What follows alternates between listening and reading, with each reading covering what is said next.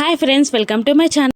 లక్ష్మి ఆ కడియాలని తీసుకొని గుడికి వెళ్ళబోతుండగా మేము వస్తామమ్మా అని లక్కీ జున్ను ఇద్దరు అంటూ ఉంటారు. మీరెందుకు అని లక్ష్మి ప్రశ్నిస్తూ ఉండగా, ఇంత తొందరగా కడియాలు ఎందుకు ఊడేలా చేశాడో ఆ ఆంజనేయ స్వామిని మేము ప్రశ్నించాలి అని అంటూ ఉంటారు పిల్లలు. ఇక నేను కూడా పంతులు గారితో మాట్లాడాలి అని అనుకుంటూ ఇక పిల్లల్ని తీసుకొని అక్కడి నుండి గుడికి బయలుదేరుతుంది లక్ష్మి. హాల్లో అరవింద, జయదేవ్ నందన్ కూర్చొని ఉంటారు. అప్పుడే మనీషా కూడా అక్కడే నిలబడి ఉంటుంది. మిత్ర ఒక్కడే కిందికి దిగి రావడం చూసిన అరవింద, అదేంటి మిత్ర ఒక్కడివే వస్తున్నావు, లక్ష్మి ఎక్కడా అని అడుగుతుండగా మనీషా ఇలా వెటకారంగా అంటూ ఉంటుంది.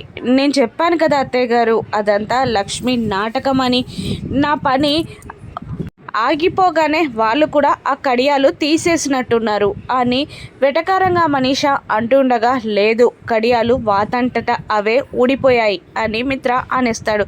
జయదేవ్ నందన్ షాకింగ్గా, ఏంటి మిత్ర అవే ఊడిపోయాయా అని అడగ్గా, అవును డాడ్, నిజంగానే ఊడిపోయాయి. రాత్రి లక్ష్మికి ఏదో కలొచ్చింది, సడన్గా లేచి కూర్చుంది, అందుకే కడియాలు ఊడిపోయాయి అని మిత్ర చెప్పేస్తాడు. ఏం కల అని అరవింద అడగ్గా, లక్ష్మికి ఆడపిల్ల పుట్టినట్టు కలొచ్చిందంటమ్మా అని అంటూ ఉంటాడు మిత్ర. జయదేవ్ నందన్ సంతోషంగా, ఏంటి లక్ష్మికి ఆడపిల్ల పుట్టినట్టు కలొచ్చిందా అని షాకింగ్గా అడుగుతుంటాడు. అప్పుడు అరవింద చేసేదంతా చేసి, ఇప్పుడు ఆడపిల్ల పుట్టినట్టు కలొచ్చిందంటే ఏం చేస్తాం, అసలు ఆ భాగ్యమే లేదు కదా, రాని వాటిని కలలు కనడం ఎందుకు, ఇలా నిరాశపడడం ఎందుకు అని నిష్ఠూరంగా అరవింద అంటూ ఉంటుంది. అప్పుడే వివేక్, జాను పైనుండి కిందికి దిగి వస్తూ ఉండగా జయదేవ్ నందన్ వాళ్ళ ముందు గర్భసంచి మ్యాటర్ని మాట్లాడొద్దు అని అంటూ ఉండగా అరవింద సైలెంట్ అయిపోతుంది. ఇక వివేక్ జానుతో, నేను వెళ్ళి స్మార్ట్ వాచ్లో బగ్ని ఫిక్స్ చేసి తీసుకొస్తా అని వెళ్ళబోతూ ఉండగా, ఎక్కడికి వెళ్తున్నావురా అని అడుగుతూ ఉంటుంది అరవింద. అక్కడున్న వస్తువులేంటి అని అడుగుతూ ఉండగా, రాత్రి ఇంట్లో దొంగ పడ్డాడు పెద్దమ్మ అని వివేక్ చెప్పేస్తాడు. ఏంటి అని అందరూ షాక్ అవుతూ ఉండగా, మాకు ఈ విషయం ఇంకా ఎందుకు చెప్పలేదు అని వివేక్ని అరుస్తూ ఉంటారు అందరూ. వాడు ఇంట్లోకి ఎంటర్ అయ్యే టైంలోనే మేము చూసేసాం, ఇక వాడి ఇంట్లో నుండి ఏం పట్టుకుపోలేదు, అందుకే చెప్పలేదు అని అంటూ ఉంటాడు వివేక్. అప్పుడే దేవయాని అక్కడికి వస్తూ ఉంటుంది. దేవయాని ఫేస్ మీద ఉన్న దెబ్బలని చూసి అందరూ ఆశ్చర్యంగా దేవయానిని, ఏమైంది అలా ఉన్నావు అని అడుగుతూ ఉంటారు. ఇక బాత్రూంలో జారిపడ్డానని అబద్ధం చెప్తూ ఉంటుంది దేవయాని. ఒక్కసారి పడితే అన్ని దెబ్బలు తగులుతాయా అని జయదేవ్ నందన్ అంటూ ఉండగా, ఒక్కసారి కాదు 2-3 సార్లు పడ్డాను, అలా దెబ్బలు బాగా తగ్గాయి, చాలాసేపు బాత్రూంలోనే ఉండిపోయాను అని అంటూ ఉంటుంది దేవయాని. ఇక వివేక్ జానుతో, అందుకే మనం రూమ్లోకి వెళ్ళినప్పుడు అమ్మ లేదేమో రూమ్లా అని అంటుంటాడు వివేక్.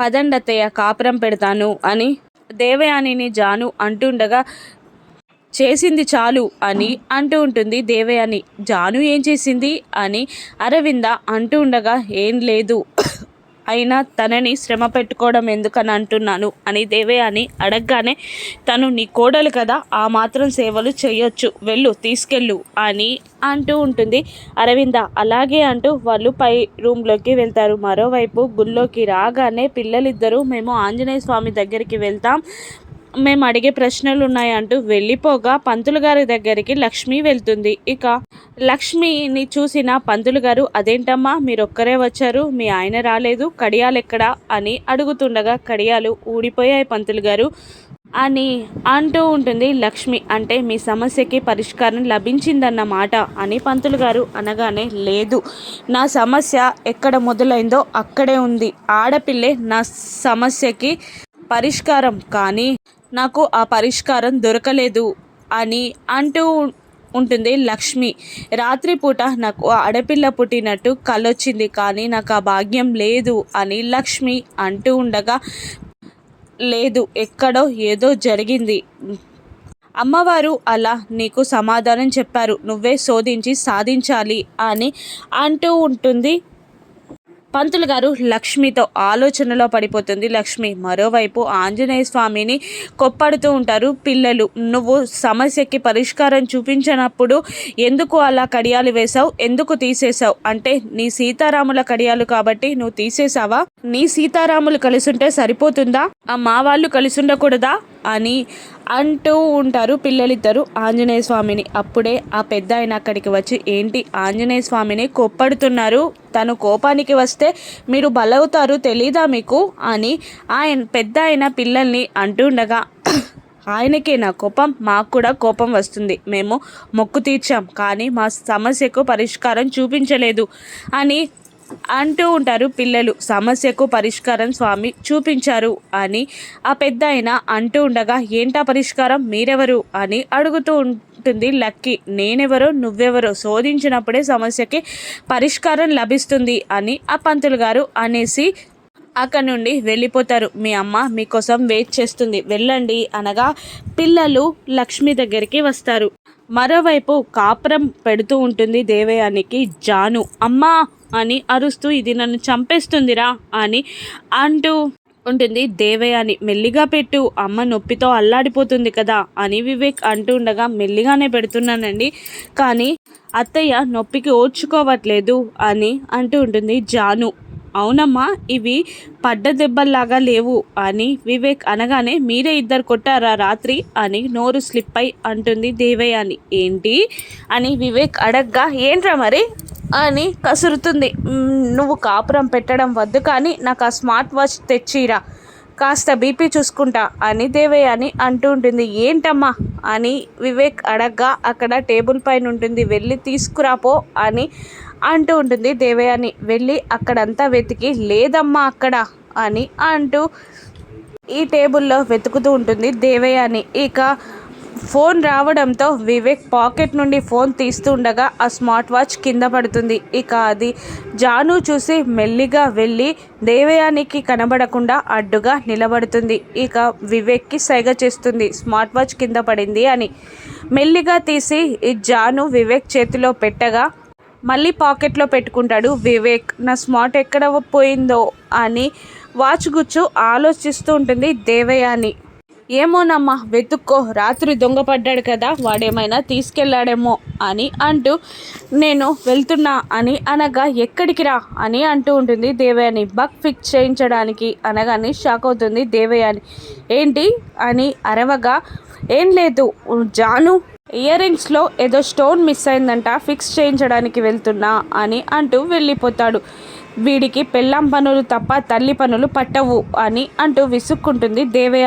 మరోవైపు గుడి నుండి పిల్లలతో లక్ష్మి ఇంటికి వచ్చి మిత్రకి ప్రసాదం ఇవ్వగా ఇప్పుడైనా హ్యాపీగా ఉందా, టెన్షన్ తీరిందా అని అంటుండగా ఇంకా లేదండి అని అంటూ ఉంటుంది లక్ష్మి. వెళ్ళి ఫైల్ తీసుకురావా, నేను ఆఫీస్కి వెళ్ళాలి అని మిత్ర అంటుండగా అలాగే అంటూ పైకి వెళ్తూ ఉంటుంది. ఇక మనీష ఎదురుపడి తిక్కగా మాట్లాడుతూ ఉంటుంది. ఏంటి నీ సమస్యకి పరిష్కారం దొరికిందా లేదంటే ఇంటి నుండి వెళ్ళిపోవడానికి రెడీగా ఉన్నావా అని అంటుండగా అన్నీ నేను చూసుకుంటా అని అంటూ లక్ష్మి వెళ్ళిపోతుంది. మనీష మనసులో ఇప్పుడు బాంబ్ పేలనుంది. రాత్రిపూట దేవయాని ఆంటీ ఆ ఫైల్ని తీసుకెళ్ళి సంపులో విసిరేసింది. ఆ ఫైల్ని నేను తీసి ప్రతి పేపర్ని ఆరబెట్టి సరికి సెండ్ చేశాను. తను ఆ పనిలో ఉండుంటుంది. ఇంకా నీకు బయటికి వెళ్ళడమే పరిష్కారం అని అనుకుంటుంటుంది మనీష.